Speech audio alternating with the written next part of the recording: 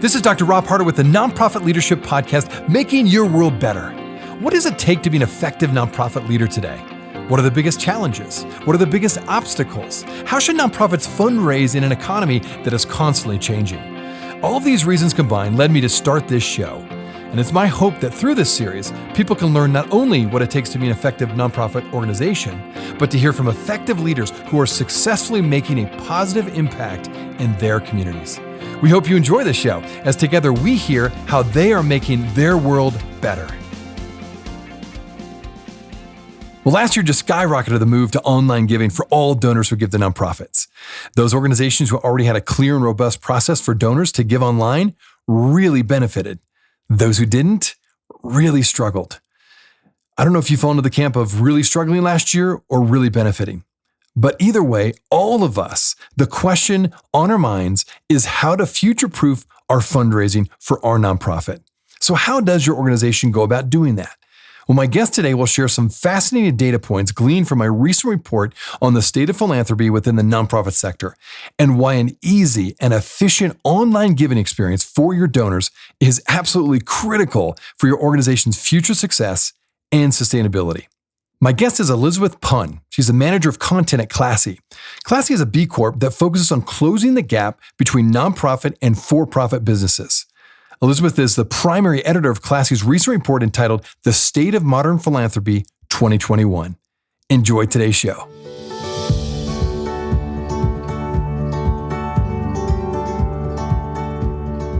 Well, Elizabeth, thanks so much for being on the show today.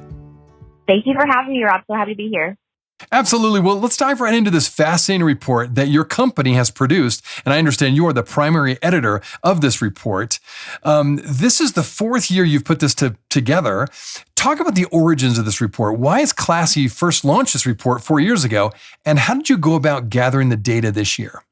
Yeah, absolutely. So since 2018, we have created this report really to surface insights, trends, takeaways that would really help the industry more effectively engage their donor base, create meaningful connections with their supporters, and ultimately raise more and be successful with their missions. So we want to empower nonprofits to make those data-informed decisions with meaningful data insights, as well as with thoughtful analysis on how they might apply those takeaways to their own organizations. So with this year's report and every report that we publish, we hope to help nonprofit organizations design those solutions that are going to keep their missions moving forward and accelerate their impact. And also, as we share this data, we highlight how Classy customers themselves also utilize our software platform in order to apply these strategies in hopes that others in the social sector can also further utilize technology to build these meaningful relationships with their donors and encourage action from their cohorts. Excellent. And just to reiterate to my listeners that this report reflects the insights from over 4,800 organizations, 46,000 active campaigns, and $1 billion raised from over 9.4 million donations, of which nearly 4 million were recurring gifts. Now, there's a lot of numbers, and I'll probably put those in my show notes for my listeners, but that's a wide swath of information and a lot of data from a wide variety of organizations. So maybe you could give us a couple of key findings that surprised you the most by your report. Yeah, absolutely. So one of the most interesting findings that we had was that we found that inviting your event attendees to fundraise on your behalf, such as with registration with fundraising type campaigns, this led to 4.5 times greater revenue than offering a ticketed event alone in 2020. So actually empowering your event attendees, not just register, but actually start a personal fundraising page and start raising money on your behalf leads to greater revenue. So this also didn't just lead to increased fundraising revenue, but it also helps organizations acquire new donors, because the report also revealed that 4 out of 5 donors who gave to an individual fundraising on behalf of an organization were first-time supporters. So really this just demonstrates the power of peer-to-peer and the power of offering your supporters more engagement options, especially during a time like 2020 when many were just craving connection with their communities. Another really interesting finding that we had was that recurring giving, which is the process of having donors subscribe to nonprofits and pledge to give on a regular basis, this continues to serve as a powerful tool to boost your supporter conversion and retention rates. So this year's report found that organizations with revenue greater than $50 million were able to grow their percent of total revenue collected through recurring gifts from 26% in 2019 to 37% in 2020. And as nearly 20% of total giving on Classy's platform is done by donors who subscribe to nonprofits and pledge to give on a regular basis, this new data really just reinforces the importance of recurring giving to your organization's ability to scale. And it really just highlights the importance of organizations to continue to look for ways to boost recurring donations and create that predictable revenue stream. Because this revenue model really isn't just going to create that predictability for yourself, but it also sets you up to scale. And, in addition to that, focusing on recurring giving is also great for your donors as well, because the organization needs to work to maintain that recurring support. So donors tend to get a better experience. Similar to what's played out in other industries with subscription models, you think of Netflix, Spotify, or even other B2B SaaS companies, in most cases, recurring donors do give less on a dollar basis versus one-time donors, but they tend to stick with the organization longer, making their support actually ultimately over 5 times more valuable than just a one-time donor. So again, recurring revenue is really just the lifeblood of any sustainable and scalable organization. So we really strongly encourage any nonprofit looking to up-level their fundraising strategy in 2021 to prioritize subscription giving. It's really just the future, and it's where we're really focused from an innovation standpoint. And I'll leave you with this. Another key finding that we had was that we saw that the convenience of multiple payment methods, such as ACH or eCheck, for example, it helped boost gifts and retention in 2020. We actually found that the average monthly recurring gift made through ACH is 55% larger than recurring gifts made with credit cards. So really, this just tells us that if nonprofits want to future-proof their organizations, they must optimize the giving experience by offering multiple payment options that meet donors where they are and how they want to engage with your organization.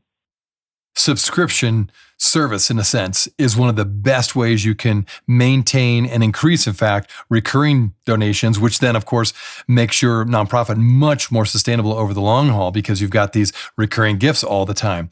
So that's one of your primary findings. Absolutely. Like I said, recurring giving is truly the future for the entire sector, for the social sector.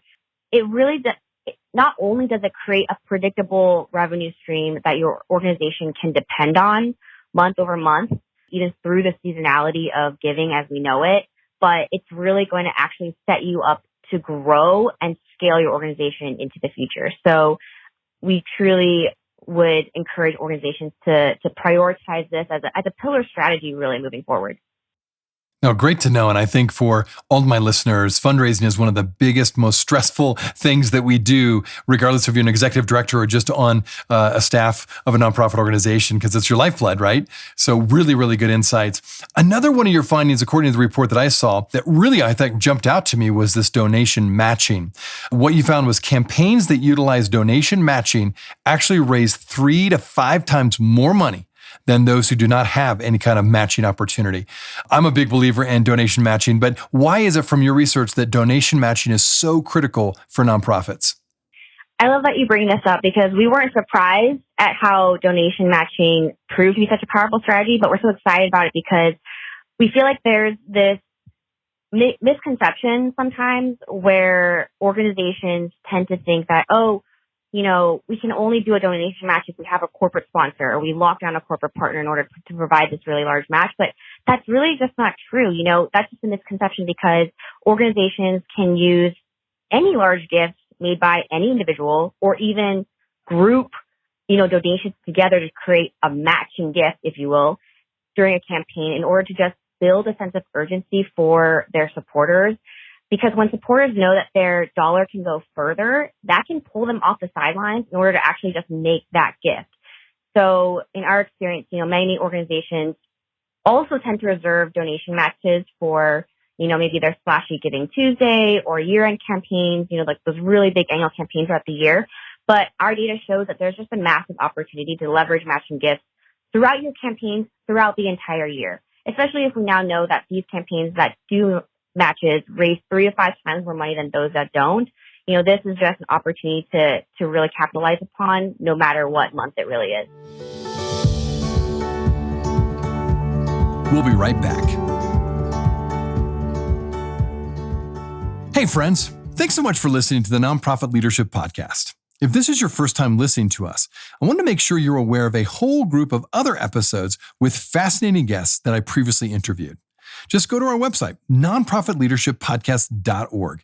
There you'll find numerous interviews of nonprofit leaders from all over the country and even from different countries, all trying to make their world better. I also want to encourage you to like, subscribe, and share this podcast with others. This will help us get this great content out to more nonprofit leaders just like you. Now, finally, if you want to get my monthly email update that contains more resources in addition to these episodes, it's really easy. Just go to my website at nonprofitleadershippodcast.org and simply type your email address in the top right-hand box, and you'll be added to our monthly email update. And this way, you'll never miss any of the interviews or extra content from this show. And if you have any questions or comments, do not hesitate to email me. Thanks again for listening. Now back to the show.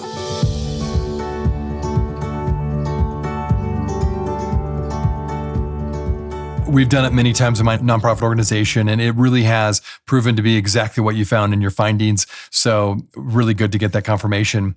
Another finding of the report that I thought was really interesting and confirmed what I've been also seeing in other nonprofit organizations, as well as my own, was the prevalence of mobile phones. Your report showed that traffic for donors to nonprofits was higher, actually, on mobile phones versus a desktop. So this critical takeaway that I got from your report was nonprofits have to have a mobile-friendly version of our websites and our giving page specifically. Could you talk more about that? Maybe give us more background on why that popped up in your report.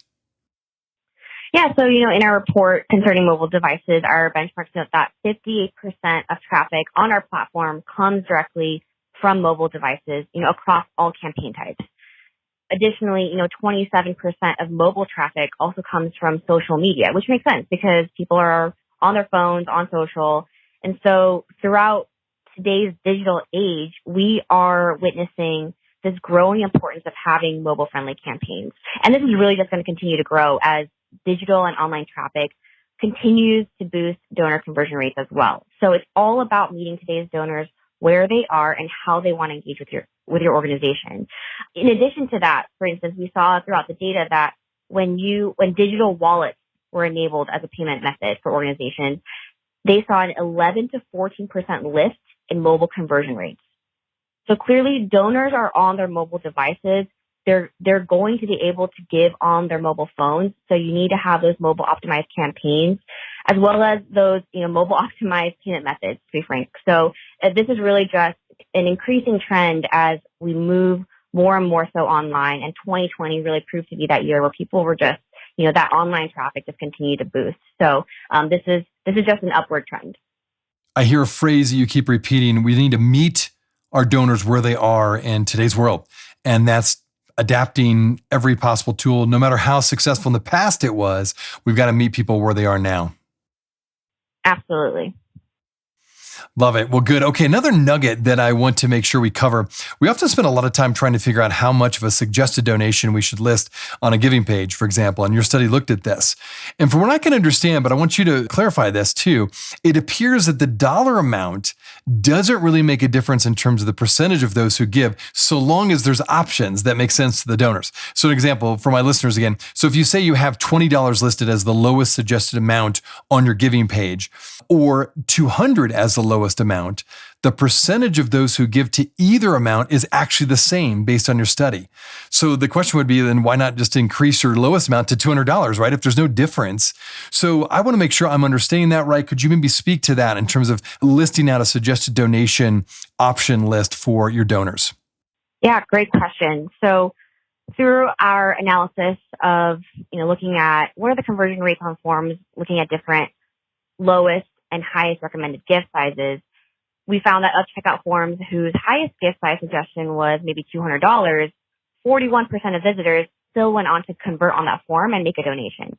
The same could be said for forms that displayed $10 as their lowest gift size suggestion.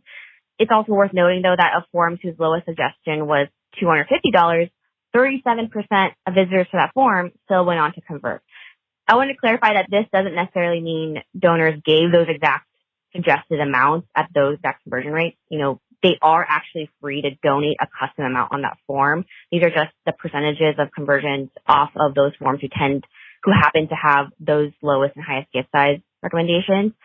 But what the main takeaway here is that it still just raises the power of suggestion to influence donors' gift sizes. So yes, why not increase your lowest amount and see how that impacts your organization's specific conversion rates? And most importantly, I would say that in order to choose the right gift amount for your community, you first and foremost need to understand your donor base and their giving behavior in order to optimize your forms to the T. Identify your median donation size and build your donation page around this information. I also just want to add, it also depends on, in terms of knowing your donor base very, very well, this also means understanding segmentation, right? So are you sending your major donors a specific donation page that caters suggested gift sizes to their giving behavior, as well as a custom donation page to maybe the rest of your support base or your smaller donors with gift sizes that are tailored to their giving behavior as well? So it's really strategizing and understanding your donor base to begin with, and then segmenting and being smart about what gift sizes you're putting in front of them, and playing around and experimenting with what gift sizes can you actually put in front of their eyes to maybe influence and encourage them to perhaps give a bigger amount than they might have thought of on their own. So it sounds like, as opposed to just randomly grabbing numbers out of the air, so to speak, is to do an audit of your donors and find out what the median gift size is, and then build your giving page basically around that. Is that what I'm hearing?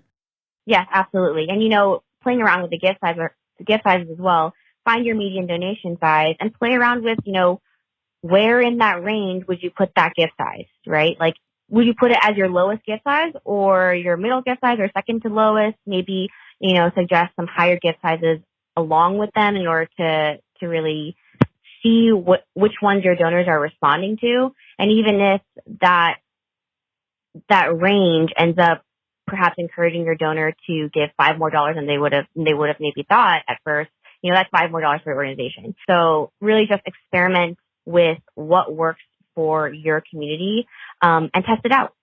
I love it. That's great. Good. Okay, well, it's clear that online giving is here to stay. So for my listeners, again, perhaps for those in particular that have not done a lot of online giving, maybe they've been really good with kind of the traditional marketing ways of getting the word out, and people, still maybe even send checks in, or it's just a different way of supporting their organization. But clearly, you're not the only one that's been on my show to say that giving trends are changing. The way people give is drastically changing. I think COVID then accelerated that, right? When you literally could not walk into a nonprofit for a period of time and hand a check to somebody or even give cash or whatever else you were doing in person, you had to go online.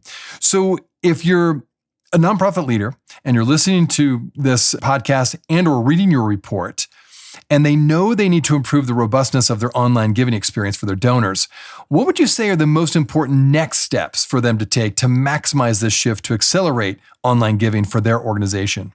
Absolutely. And I think really agree more with what you said, Rob. What we've realized after the events of 2020 is that online fundraising is truly the cornerstone of a diversified strategy that helps you both safeguard and scale your organization. So nonprofits that offer their supporters multiple ways to engage, whether it's through different online campaign types or different flexible payment options, those who are going to prioritize nurturing these relationships in those ways are going to see continued success for the years to come. So, we also recognize that data analysis and reporting are really only half the battle. The other half is taking thoughtful care and consideration and experimentation to apply these findings to your organization's unique circumstances and the larger climate as well. So I would say that some ways that organizations can begin this journey of improving their online giving moving forward might be, think about how are you optimizing and engaging supporters through both desktop and mobile. Perhaps you start by testing sending appeals during the week versus the weekend at different times of the day. See what helps improve the odds of supporters opening your ask from either type of device. And secondly, you can also begin tracking your results year over year to further explore different opportunities for your specific organization when it comes to donor acquisition and conversion optimization. Do you have specific re-engagement tracks for each of these cohorts? And if so, develop those segmented stewardship tracks that we talked about to make sure that, your hard work is really sticking the landing. So I would really say play around with that segmentation, understand your donor base, and see how you can continue to optimize your specific stewardship strategies for each of them. Well, one last question on this. Did your report speak much to the platform of online giving? In other words, how much did you study like Facebook as avenue for giving to your one's nonprofit versus a web page that is the nonprofit's organization's course web page that has a giving page embedded in it? Was there any difference between various social media platforms as being a better or maybe worse place for people to give versus their regular nonprofit website? Could you talk to that a little bit about the different platforms that were studied? Yeah, actually, so for our report analysis, we didn't individualize, how much traffic coming in from Facebook versus Instagram or all that. We grouped them into our social traffic and then applied that to how that translates over to mobile traffic and desktop traffic coming from social media. But, we also throughout our blog, for instance, outside of this report, we really take effort to dive into different strategies for each of these channels to ensure that we're providing organizations with thought starters and takeaways on how they might continue to optimize their strategy for each of these channels. So I would really encourage anyone to check out our blog at classy.org/blog for more takeaways on that subject. That's good. Well, this has been so insightful. Thank you so much for your time today, Elizabeth. And could you let us know a little bit more about how others can connect and learn more about you and or the report? Well, thank you so much for having me, Rob. This was such a pleasure. And yes, your listeners can access this year's The State of Modern Philanthropy report at classy.org. We will also be hosting our annual collaborative virtual sessions conference from June 8th through 11th this year, which I'm so excited about. This is the only free conference that really unites changemakers and launches much needed conversations that we need in the sector to bring the future of the sector forward together during these unprecedented times. And as part of our programming for the conference, we'll be hosting a session that breaks down the trends of our State of Modern Philanthropy report even further.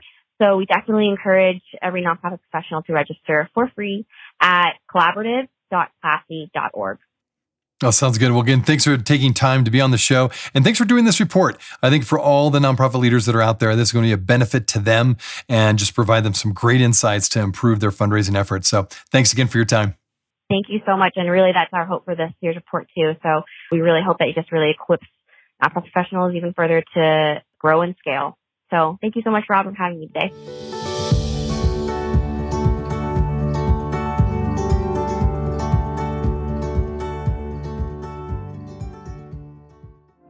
Hey friends, I wanted you to know that this podcast can be found on both iTunes and Spotify. If you're wondering how to find it, just type in the words Nonprofit Leadership Podcast and this podcast should show up.